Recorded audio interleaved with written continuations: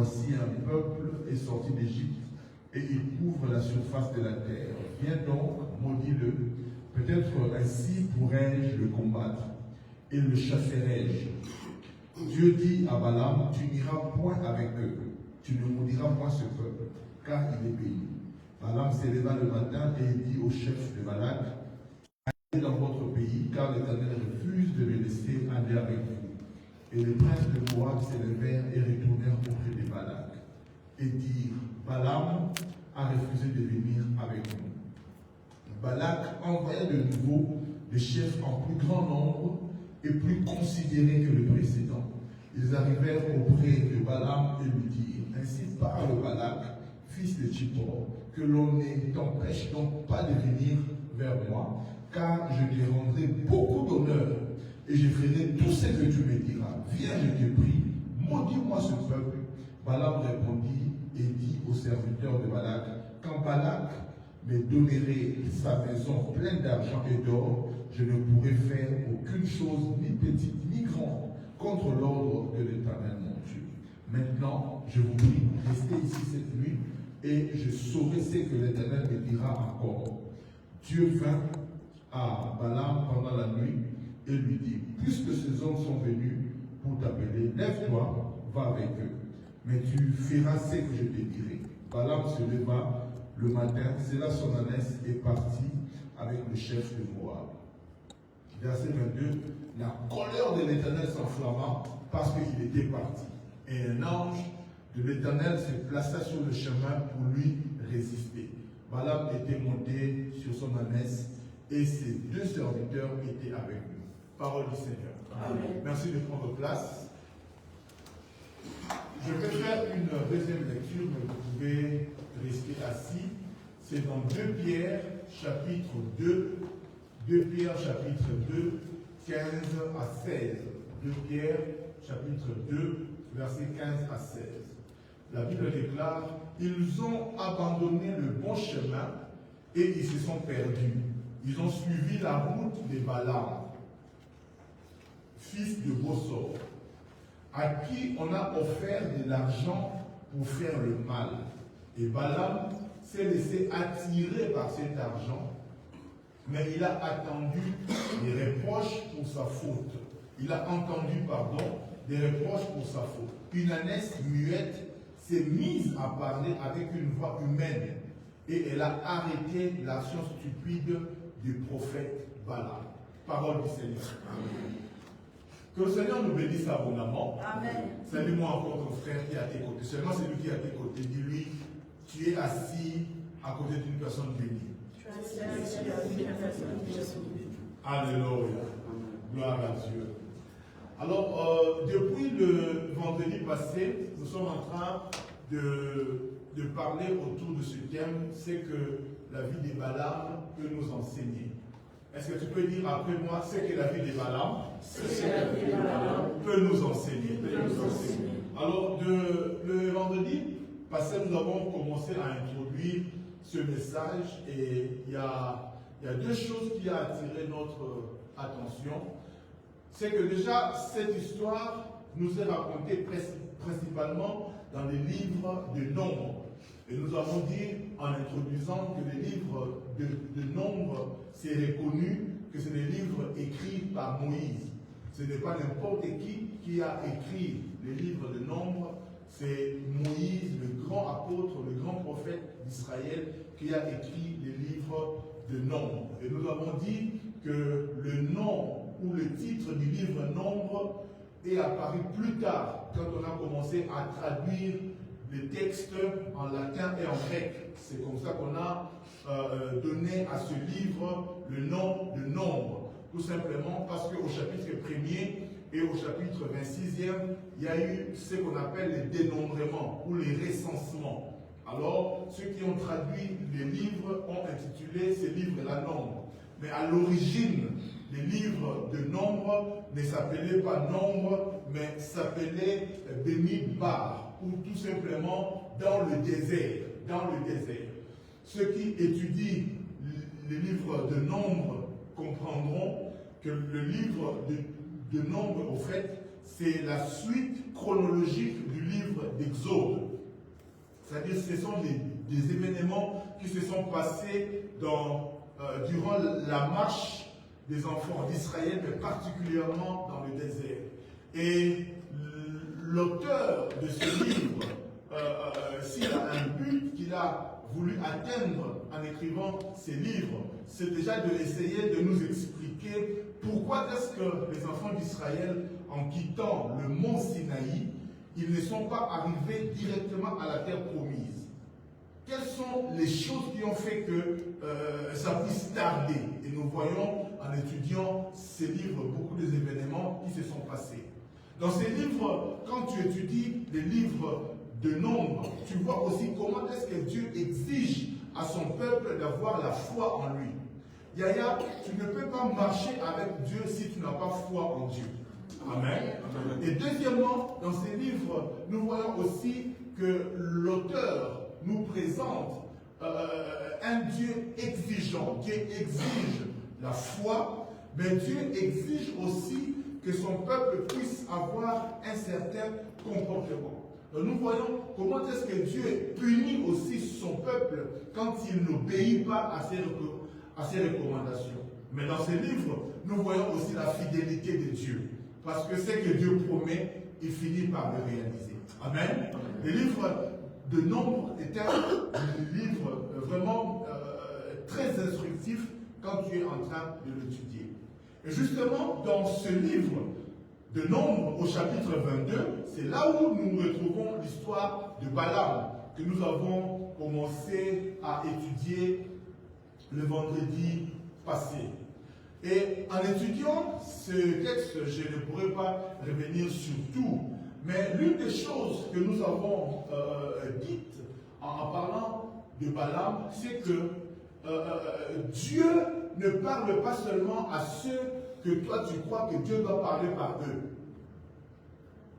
Nous avons vu que Israël était le peuple de Dieu sur la terre. Dieu était en communication avec le peuple d'Israël. Dieu parlait à Moïse. Mais nous avons aussi vu que Dieu ne parlait pas seulement à Moïse. Dans la même période, Dieu parlait aussi avec un homme qui ne faisait pas partie du groupe d'Israël, qu'on appelle Balaam. Il y a plusieurs controverses par rapport à Balaam, mais ce qui est vrai, c'est que Balaam était quelqu'un qui parlait avec Dieu. D'autres l'appellent divin, d'autres l'appellent magicien, mais dans 2 Pierre, chapitre 2, au verset 15 et 16, nous voyons l'apôtre Pierre qui l'appelle Balaam. Même s'il dit l'action stupide du prophète Balaam, on l'appelle quand même prophète. C'est-à-dire c'était quelqu'un qui parlait avec Dieu, qui communiquait la pensée de Dieu, mais qui ne faisait pas partie du groupe d'Israël. Alléluia. Je voudrais encore dire qu'il ne faut pas penser que Dieu est seulement avec toi. Dieu n'est pas seulement avec toi, Dieu peut aussi être avec certaines autres personnes. Est-ce que tu me comprends? La maturité doit te faire comprendre que si Dieu t'utilise d'une certaine manière, Dieu peut aussi utiliser d'autres personnes avec d'autres manières. Il ne faut pas penser que parce que dans ton église les choses vont comme ça et que tu vas dans une autre église, les choses se passent autrement, tu dis non, là, il n'y a pas Dieu. Non, non, non, ça c'est être immature. Est-ce que je parle à quelqu'un? La maturité doit nous pousser à comprendre que si Dieu t'utilise d'une certaine manière et que l'autre Dieu l'utilise à un autre niveau, tu ne dois pas croire que non, non, là c'est pas Dieu. Parce que Dieu ne m'a jamais utilisé comme ça. Mais qui t'a dit que c'est toi qui as le monopole de la manière dont Dieu peut utiliser quelqu'un? Dieu peut utiliser qui il veut comme il veut. Donne-moi un bon amen. Donne-moi un bon amen. Donne-moi un bon amen. On ne doit pas croire que notre église c'est la seule bonne église. Quand tu commences à croire ça, tu deviens sectaire. Tu commences à te perdre. Il ne faut pas que tu crois que ton pasteur c'est le seul vrai pasteur. Non, je ne suis pas le seul vrai pasteur. Il y a d'autres pasteurs que Dieu utilise. Parfois plus que moi. Donne-moi un bon amen. C'est ça la maturité. Il faut que tu acceptes que Dieu peut aussi parler à l'autre. Moïse, en écrivant ce livre, il pouvait aussi ausculter, enlever la partie où Dieu parle à Balaam. Parce que ici, en lisant ce texte, nous voyons que ce n'est pas un ange qui parle à Balaam. C'est qui parle à Balaam? C'est Dieu lui-même. Est-ce que tu me comprends? C'est Dieu lui-même qui parle à Balaam. J'aimerais dire aux palmiers, j'aimerais dire aux chrétiens, il ne faut pas que tu penses que ce qui se passe dans ton église, c'est ça l'alpha et l'oméga de Dieu. Non, Dieu peut utiliser d'autres personnes avec d'autres méthodes qui n'ont rien à voir. Alléluia. Il y a certaines personnes qui ne croient pas, par exemple, aux hommes de Dieu qui utilisent de l'eau. Moi-même, je crois que Dieu guérit seulement avec le nom de Jésus. C'est ce que moi je crois. Alléluia. Si je prie au nom de Jésus, je crois que des miracles peuvent se faire. Mais il m'est arrivé, et je n'en fais pas une doctrine, il m'est arrivé une fois, et même, je me rappelle que la sœur est venue témoigner ici. Il y a une de mes filles qui est à Paris, la femme du frère Richard. Ils étaient mariés et après un certain temps, 3-4 ans de mariage, ils n'arrivaient pas à concevoir, à avoir des enfants. Alors, ils m'ont invité dans leur maison. Et puis, quand on parlait, bon, ils m'ont dit, papa, on pouvait te réserver un hôtel, mais on n'a pas voulu te prendre un hôtel. On a voulu que tu dormes seulement sur notre lit, là où nous dormons. Je dis pourquoi? Et là, ils commencent à m'expliquer que non, on a un problème de conception, on n'arrive pas à avoir d'enfants. C'est-à-dire, leur foi, c'était que je devais dormir dans leur lit. Et ils sont partis dormir au salon, mais moi, je devais dormir dans leur lit. Wow. Et pendant qu'on a commencé à prier, Dieu m'a dit, prends un verre d'eau. J'ai demandé à la sœur, va prendre un verre d'eau. Elle a pris un verre d'eau, j'ai prié sur l'eau, et j'ai dit à la sœur, bois de l'eau. La sœur a bu de l'eau. Elle n'a même pas fini le verre d'eau. Elle a commencé à tomber, elle a commencé à crier, et il y a comme des choses qui sortaient en elle. Et ce qui est bien, c'est qu'un mois après mon passage, elle a conçu un enfant. Aujourd'hui, dont je vous parle, elle a 3 enfants. 3 ou 4 enfants.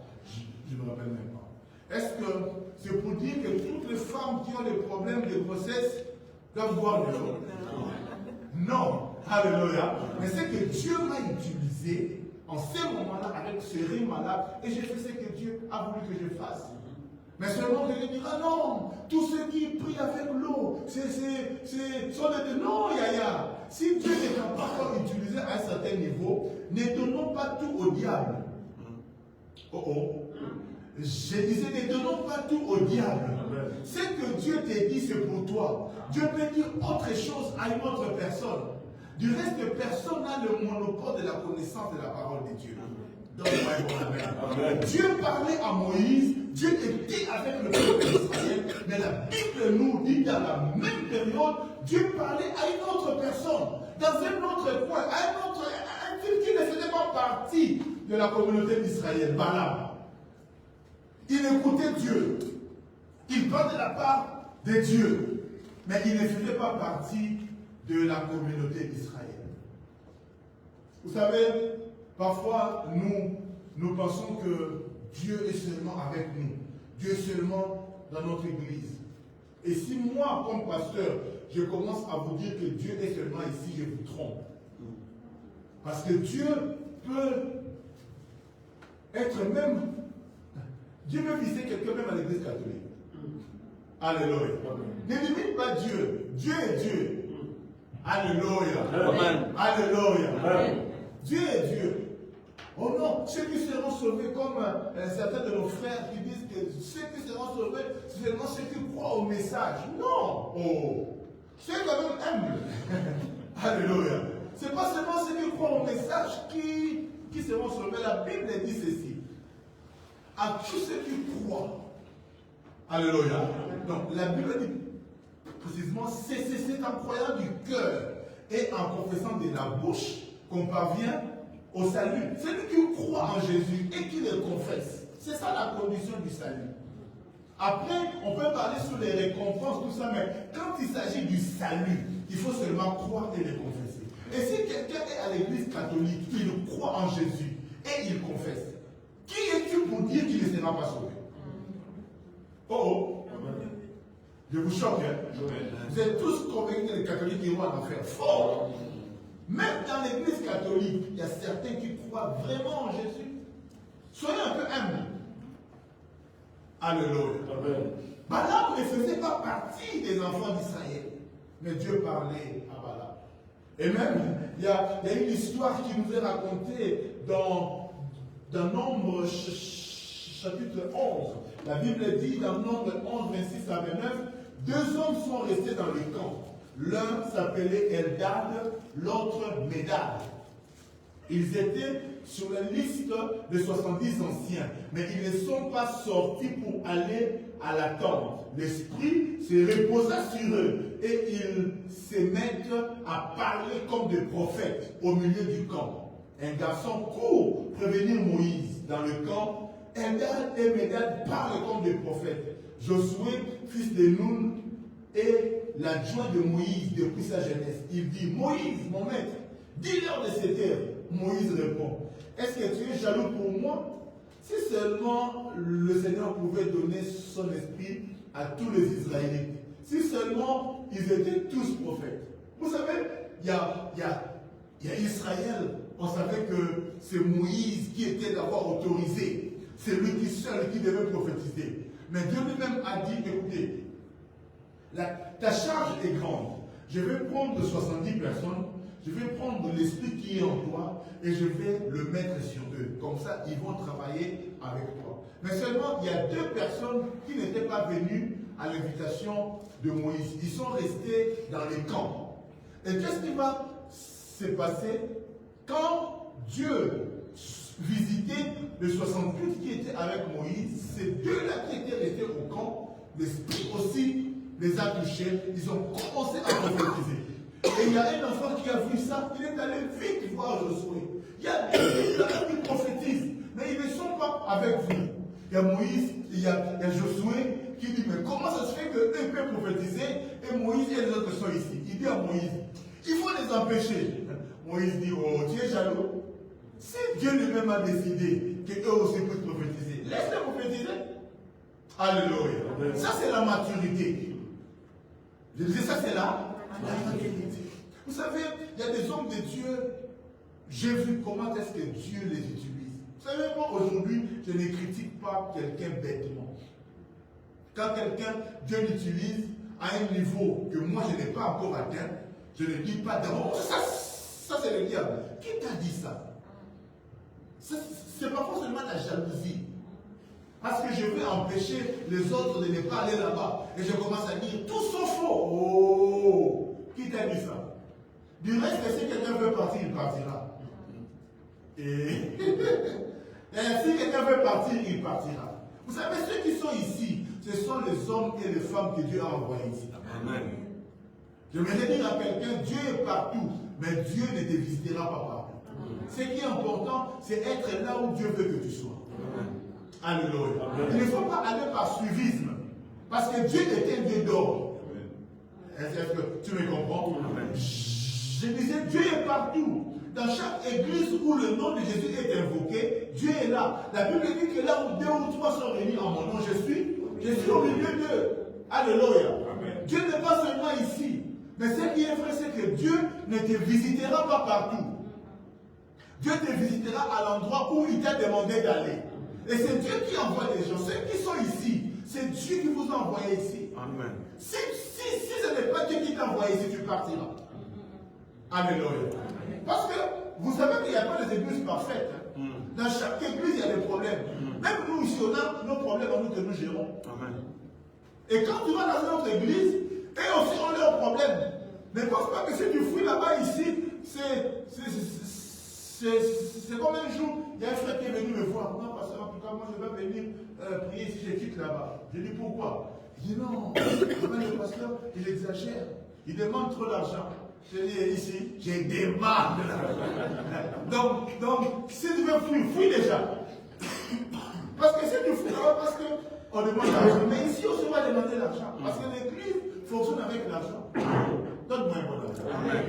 Ce qui est important, c'est que tu dois être là où Dieu veut que tu sois. Parce que c'est là où Dieu t'est visité.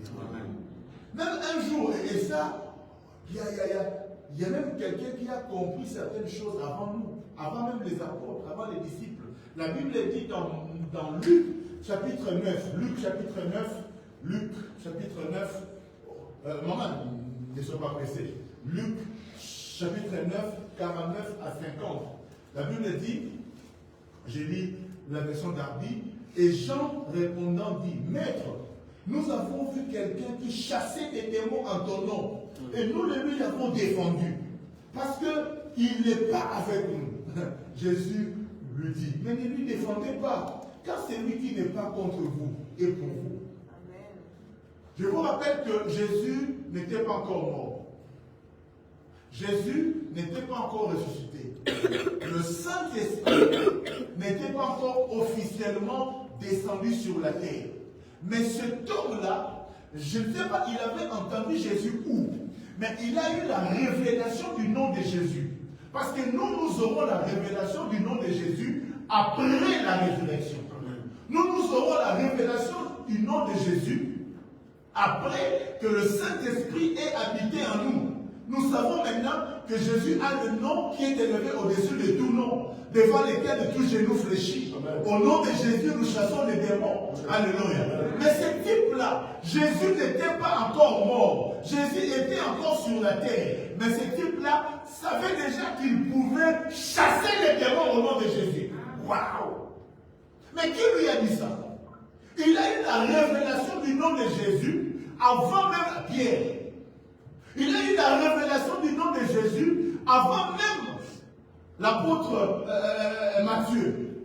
Mais qui lui a prêché ça? Qui lui a enseigné ça? Il chassait les démons. Et la Bible ne nous dit même pas, quand nous analysons le contexte, que les démons résistaient. Apparemment, les démons obéissaient. Et Jean est devenu jaloux. Oh, mais c'est que nous, on ne fait pas, ce type-là, il le fait. Mais il ne marche pas avec nous. Je me dire à quelqu'un, Dieu peut t'utiliser comme tu n'as pas idée. Amen. Il ne faut pas penser qu'ici, à l'église, le miracle ne se fait que par le pasteur. Non, Dieu peut utiliser qui il veut.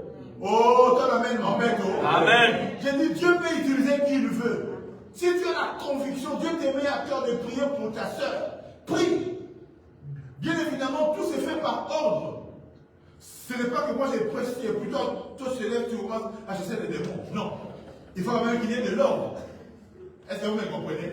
Mais si tu sens dans ton cœur que Dieu te met à cœur de prier, combien de fois les gens sont venus me voir au bureau parce que j'ai un message pour telle soeur. J'écoute ça, j'analyse, je suis convaincu, je dis, va lui dire ça. Parce que Dieu, ce n'est pas que Dieu, s'il doit parler à quelqu'un, il ne peut que passer par moi. Non, Dieu peut utiliser qui il veut. Dis un peu à ton voisin, Dieu peut utiliser pour moi. Tu sais, l'humilité doit te pousser à croire que si Dieu parle aux autres par toi, qu'il peut aussi te parler par les autres. Amen. Oh oh. Amen. Dis à ton voisin, sois humble. Sois humble. Si Dieu t'utilise pour parler aux autres, Dieu peut aussi utiliser les autres pour te parler. Dieu peut utiliser qui il veut. Ce type-là ne marchait pas avec Jésus. Mais il avait compris, il avait la révélation. Il y a des gens qui ont eu la révélation de Jésus avant même que les Pierre, les Matthieu, les Jean. Quand les Pierre, quand les Philippe pensaient que Jésus était prophète, il y a un homme qu'on appelle Bartimée. Lui, il a eu la révélation que Jésus était le fils de David. Ça veut dire le Messie. Mais il ne marchait pas avec Jésus. Église, soyons matures. Amen. Soyons matures. J'ai dit soyons matures. La seule église de Saint-Étienne, c'est la nôtre. Faux. On sait même que moi qui suis le pasteur le plus sérieux. Faux. Alléluia. Dieu peut utiliser qui il veut. Ce qui est important, c'est que tu sois certain que là où je suis, c'est là où Dieu veut que je sois. Qui croit que le palmier, c'est sa maison? Amen. Acclame le Seigneur alors.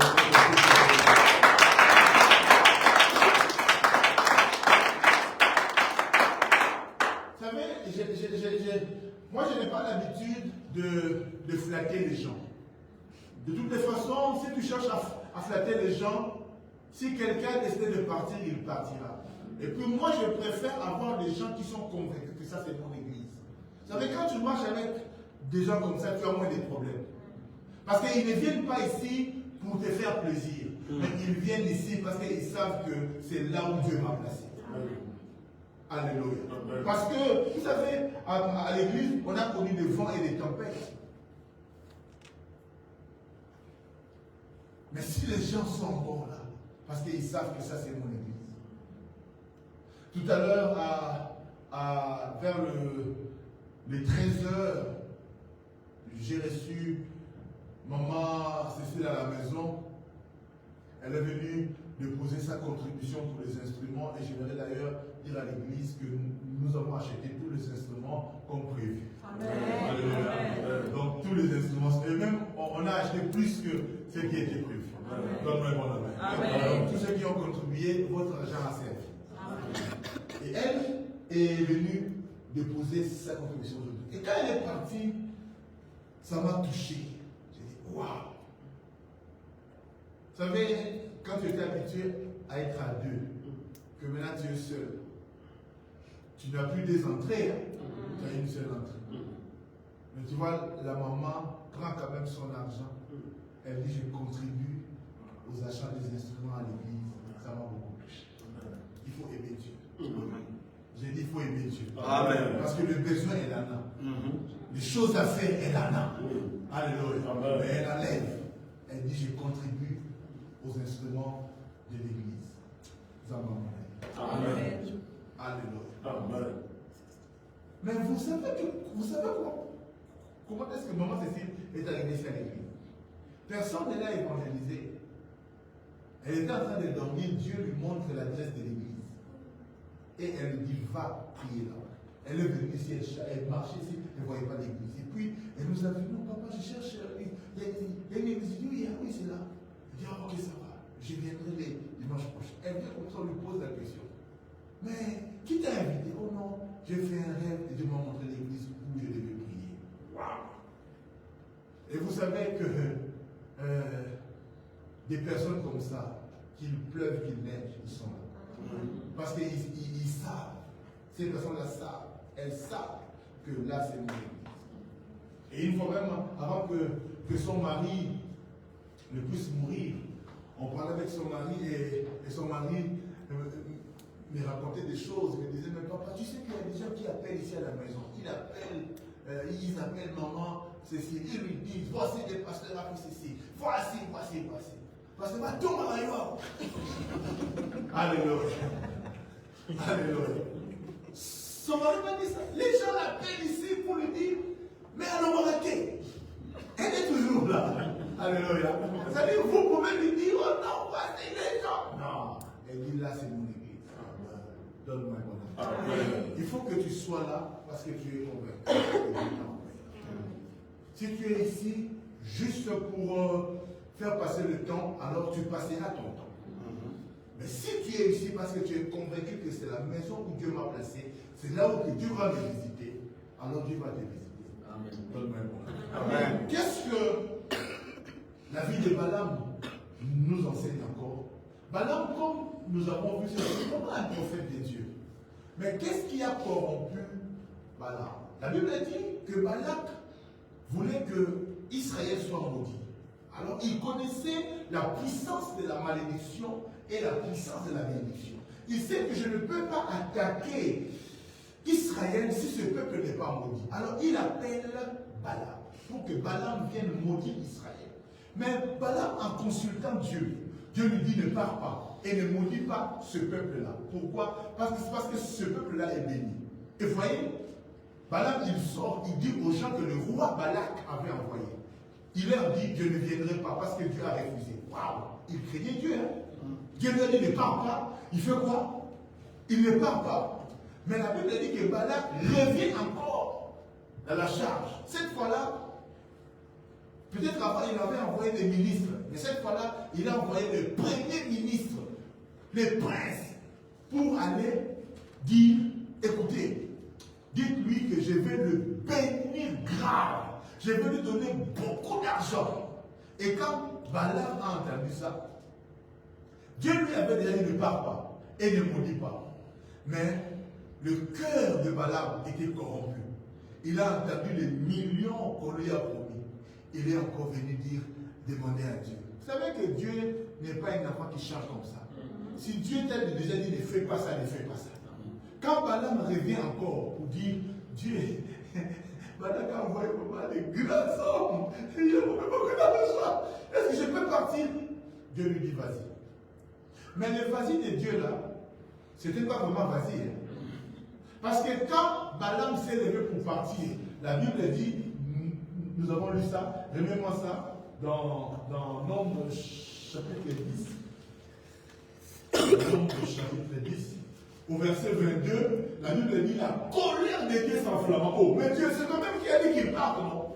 Si Dieu te dit ne va pas, ne va pas. Quand tu reviens encore, Dieu te laissera faire parce que c'est ce que tu veux. Mais ce n'est pas parce que Dieu t'a laissé faire que c'est ça sa volonté. Verset 22, la Bible dit, Nombre 10, 21, je pense.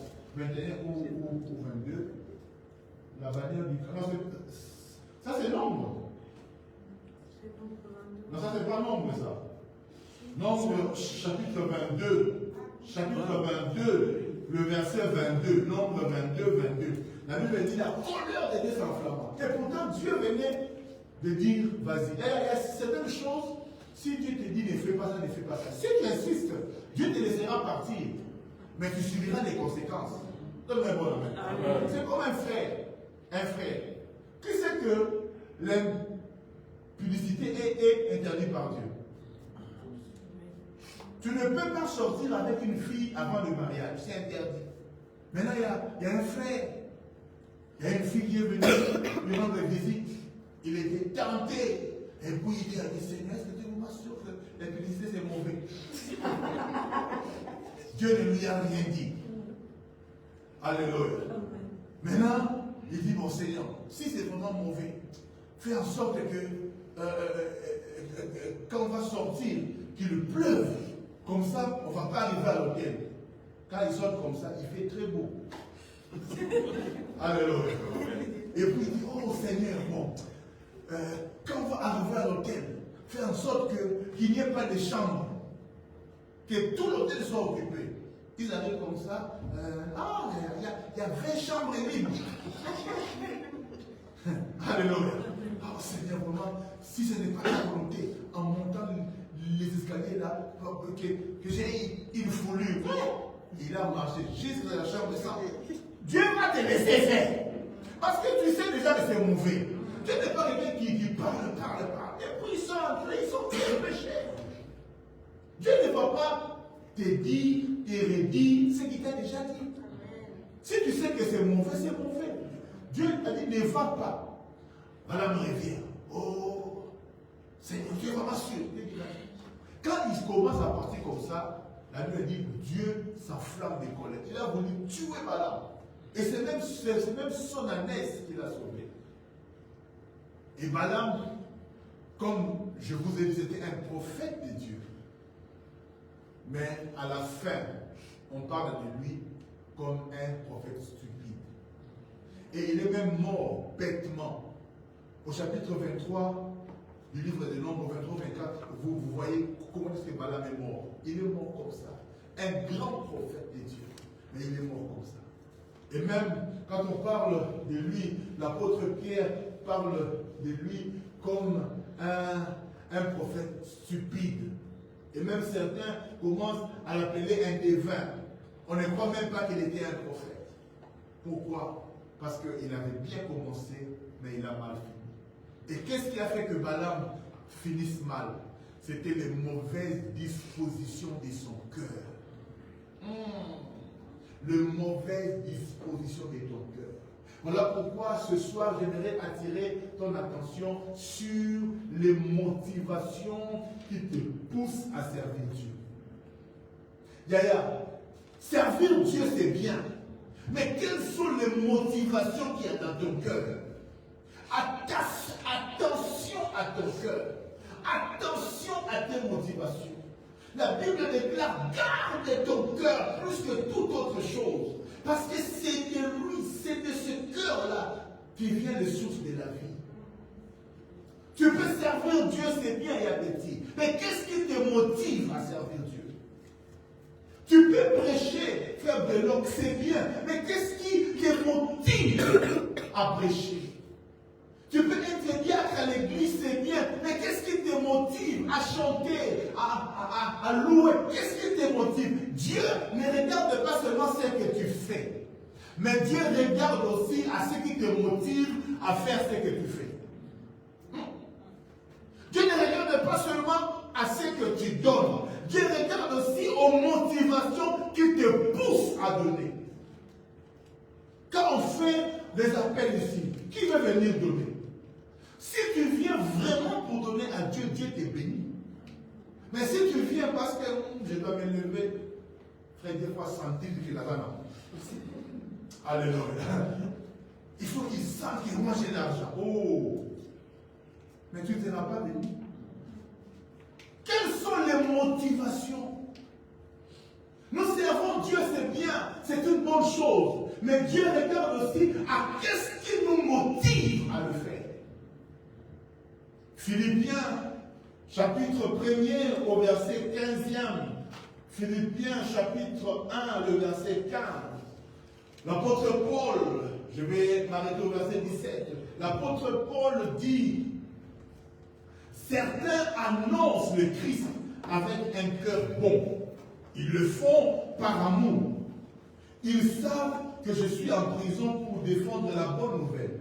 Mais d'autres le font par jalousie. Ils veulent s'opposer à moi.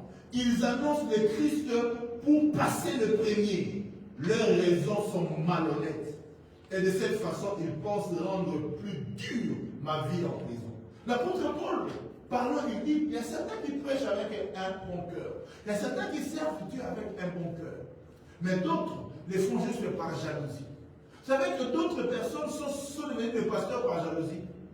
C'est-à-dire le fait que nous, on nous met ici devant, le fait que parfois quand j'entre, il y a papa Bruno qui prend mon sac, il dit, oh, pourquoi seulement eux? Moi aussi je dois devenir pasteur. Donc toi tu penses que pasteur, c'est seulement s'asseoir ici. Tu penses que pasteur, c'est seulement quand tu portes le sac, quand tu ouvres Toi tu ne connais pas la difficulté du travail de pasteur. Tu ne connais pas la souffrance. Tu ne connais pas les sacrifices que nous faisons comme pasteur. Il y a certains seulement qui sont un peu proches de moi, qui savent parfois comment est-ce que nous nous sacrifions pour que l'œuvre de Dieu aille de l'avant. Alléluia. Amen. Alléluia. Amen. Même pour les instruments qu'on a achetés ici, et il y a même d'autres qu'on a rajoutés. Parce que Papa Gianni, il me dit ça. Alléluia. Mais ce que les gens ont contribué, je ne dis que pour ça, mais ça ne pouvait pas suffire pour acheter tout ce qu'on a acheté. Parfois, je prends de mon propre argent. L'argent que je devais garder parfois pour mes enfants, mais je l'ai mis dans l'œuvre de Dieu. Alléluia. Amen. Il y a des sacrifices que nous faisons. Il y a des sacrifices. Il y a des jours où parfois, quand quelqu'un a un problème, je ne suis pas à l'aise. Être pasteur, c'est pas une partie de plaisir. Et si Dieu ne t'a pas appelé, tu vas fuir. Il y a une personne d'Allo, même un jour, il raconte une histoire. Vous connaissez le pasteur d'Allo, non? Il est venu ici 2 ou 3 fois, je pense. Il prêche et il dit, un jour, il rencontre un pasteur. Il lui dit, oh mon frère, comment ça va? Oui, ça va. Comment aller à l'église? Et le pasteur répond, ah, mon cher, donc il commence à appeler l'église Bord. Ah, oh, au Baramo. Bon, l'église, c'est pas facile. Si nous nous tenons ici, là, ça fait 12 ans ou 13 ans que nous sommes ici, ce n'est pas facile. Mais c'est parce que Dieu nous a appelés. C'est parce que Dieu nous a appelés. Il ne faut pas servir Dieu par jalousie ou par envie. Moi aussi je veux m'asseoir là-bas. Moi aussi je veux. Oh, tu veux qu'on te cède la place? Moi je peux te laisser t'asseoir ici, moi je m'assois derrière. C'est pas grave. Alléluia. C'est pas ça. L'apôtre Paul dit, certains le font par jalousie, par de mauvaises motivations.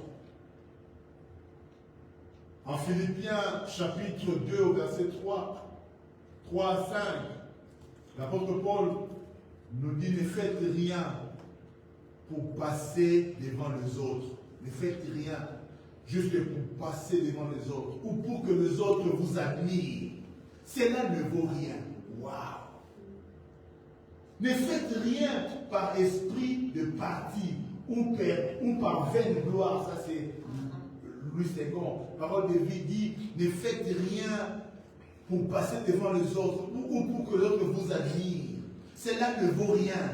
Soyez simple. Pensez que les autres sont meilleurs que vous. Waouh! Vous savez, il y a certains, quand ils... j'aime parfois le pasteur Loué, quand il vient ici, il dit, comme prédicateur, nous nous connaissons. Prophète Michel Atika, alléluia. C'est un prédicateur. Ils savent. Mais je ne me tiendrai jamais devant ici et dire que je suis le meilleur prédicateur. Non.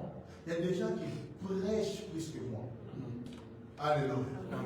Je ne suis pas un fouteur, je le sais.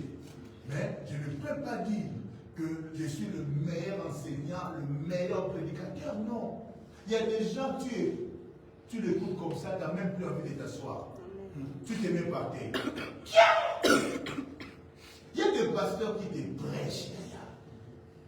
Il ne faut pas servir Dieu pour des vaines gloires. Ou tu fais les choses juste pour que les gens te voient. Je veux être chanteur. Mais quelle est ta motivation? Je veux être protocole. Quelle est ta motivation? Toi, tu entres au protocole là. Objectif. Faut pas mon amaille. Et si papa Prudon ne te classe pas, tu te fâches. Il faut me classer. Et quand on te classe, il y a aucun des nations. Aux autres, les gars, qu'on les gars, alléluia. Tu passes ici même à l'occasion de rire. Il faut que les gens te voient. Qui t'a dit que tu seras, tu t'ouvriras un mariage comme ça? Que quelqu'un peut s'asseoir là, derrière, et Dieu fait en sorte qu'on la remarque.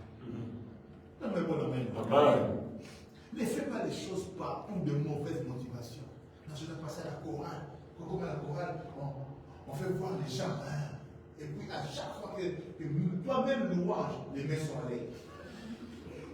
Adoration, les mains en l'air. Louange, les mains en l'air. Pourquoi? Parce que je veux faire montrer aux gens, je n'ai pas d'alliance. Je suis libre. Regarde, je suis libre. Et nous, on pense que vraiment elle adore Dieu. Elle a les mains en l'air. Elle est toujours pas vie.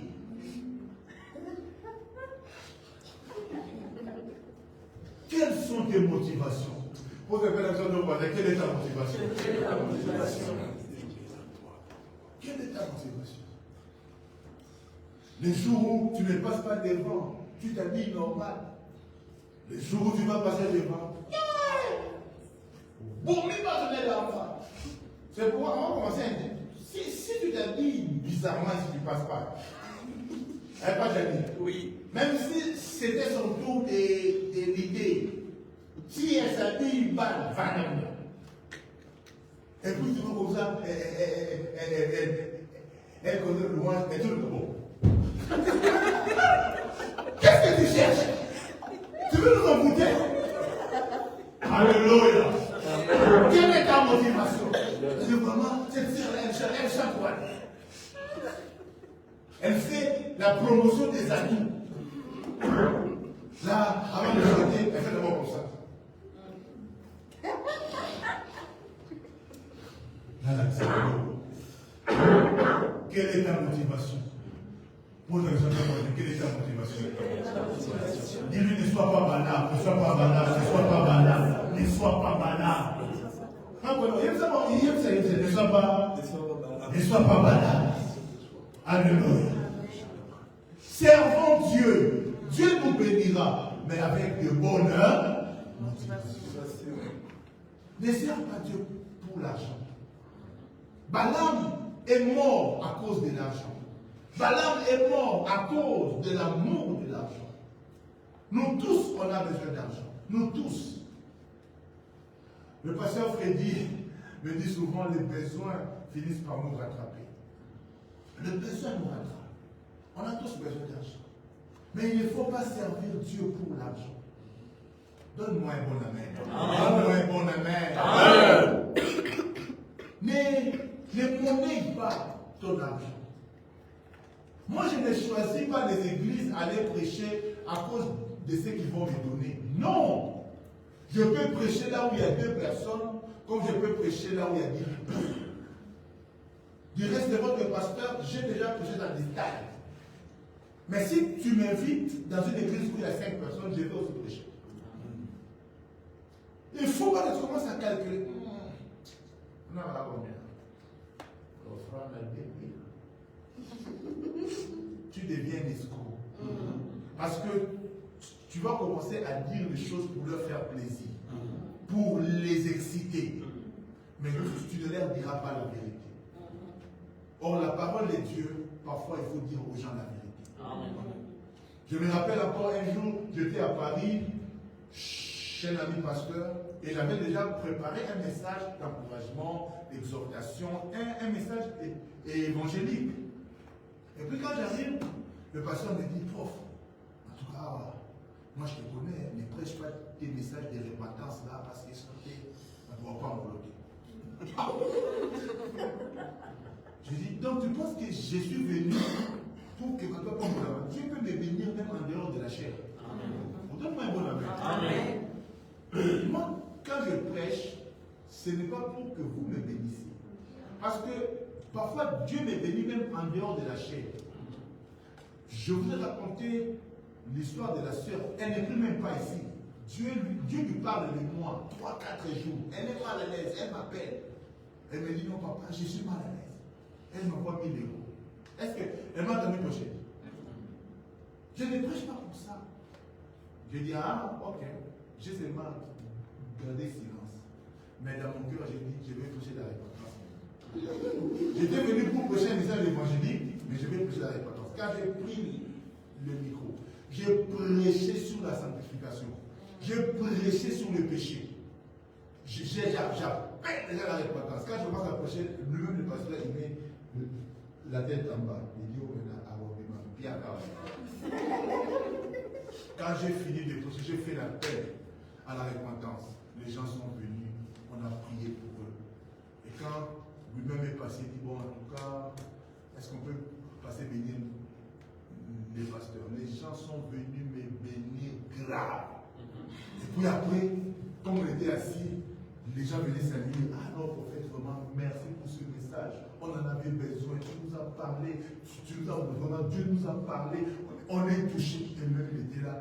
Il était confus. Et puis à la fin, il me dit, prophète, je mérite.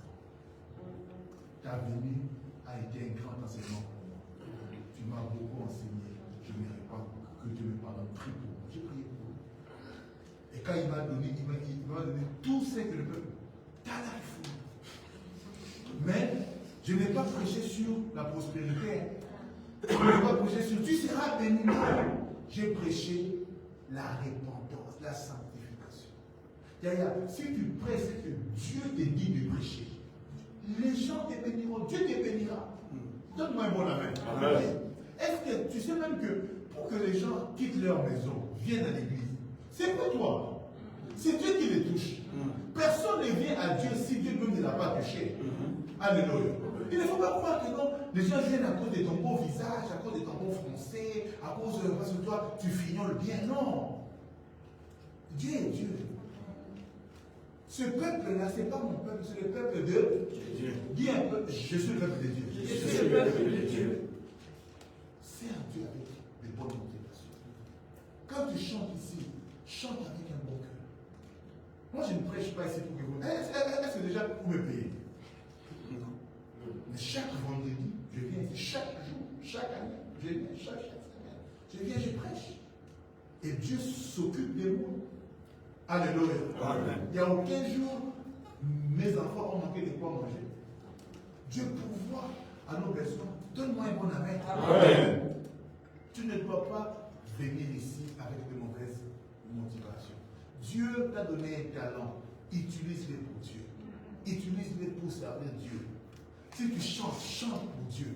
ne t'attends pas à l'argent. Moi, je suis contre ces gens qui viennent ici.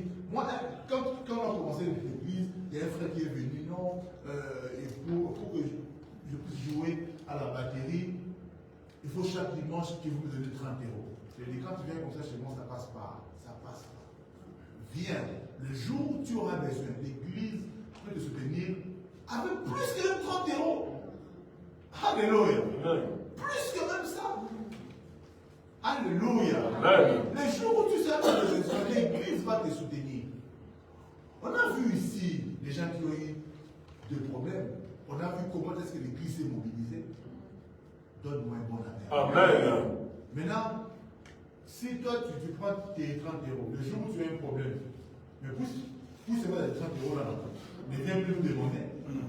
Donne-moi un bon amen. Amen. Dieu peut te servir, Dieu peut te bénir en le servant. Amen. Il peut déjà te demander des maladies. Il faut te servirai et j'éloignerai la maladie de vous. Dieu peut te récompenser. Mais il ne faut pas seulement l'argent. Amen. Moi, j'ai béni le Seigneur. Je vois mes enfants grandir en bonne santé. J'ai béni Dieu. Il y a des gens qui ont l'argent, mais des enfants tout le temps malades. Et ce n'est pas pour les injurier, non. Tu vois des enfants parfois compliqués, des cas. Et comme parent, c'est difficile quand tu vis avec des enfants qui ont des problèmes. C'est pas facile. J'ai pitié d'eux. Mais je vois, Dieu me donne des enfants à bonne santé qui grandissent bien. C'est plus que l'argent. Amen. Servir Dieu, c'est plus que l'argent. Dieu te protège. Il y a des gens qui ont l'argent, hein, qui vont même voir des médecins à Genève, tout ça, mais ils n'ont pas d'enfants. Mais toi, tu as des enfants facilement. Bénis Dieu. Ne servons pas Dieu seulement pour l'argent. Quoi que l'argent soit important, mais ça ne doit pas être notre motivation. Balaam a perdu à cause de l'argent. Quand tu sers Dieu, il sait même que le pasteur ne te verra pas, mais que Dieu te voit. Il y a des jours où on vient ici, on voit la salle propre. Qui a fait ça pour nous? Quand tu as fait ça? Non, je suis venu mardi, j'ai fait personne ne l'a vu. Mais il a fait ça pour Dieu. Il y a des jours, le frère Joe n'est pas là, je peux en parler.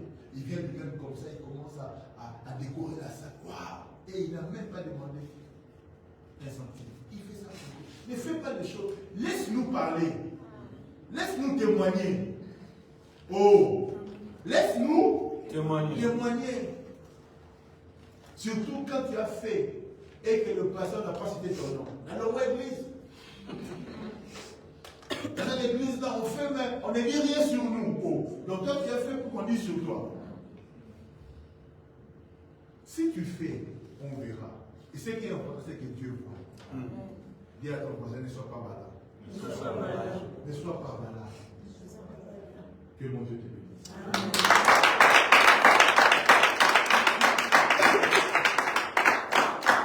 Nous allons prier les 20 heures. Je vais te demander 5 minutes. Lève-toi s'il te plaît. David disait, Seigneur, sonne mon cœur.